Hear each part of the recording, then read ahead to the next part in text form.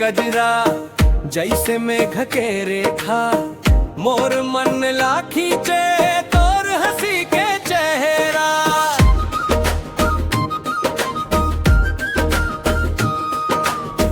तोर मुड़ में गजरा फूलन जैसे साजे देखे बर जथा तेला दिल मोर भागे भागे।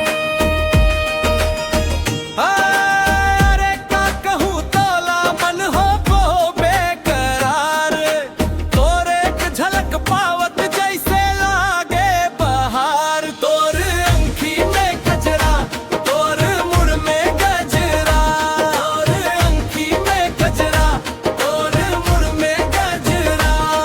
मोर दिल ला ले गई से ते मीठ माया का तोर अंखी में गजरा तोर मुड़ में गजरा।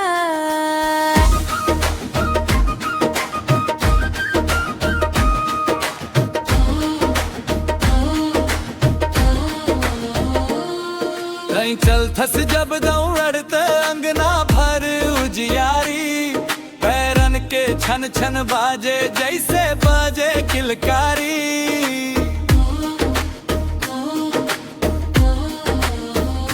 मोर गोड़ नहीं ठहर मोर बोली मनी मानी तोर नाक के नथनी मनला रोज भुलाने बोल दे रे सजनिया तय कसमाया घलो।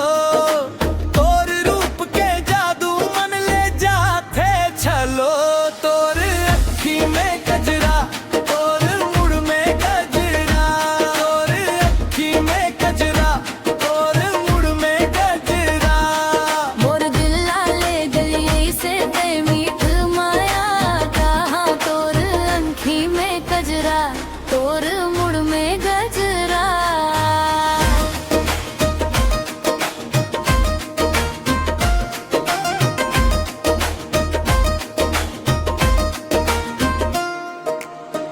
गली गली चर्चा होगे तोर नाम के सौ से गजरा के खुशबू जैसे बस जाते मन मोरे।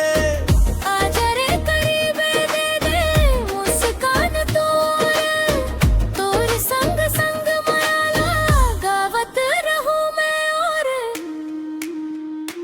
तोर अंखी में गजरा तोर मुड़ में गजरा तोर अंखी में गजरा तोर मुड़ में गजरा।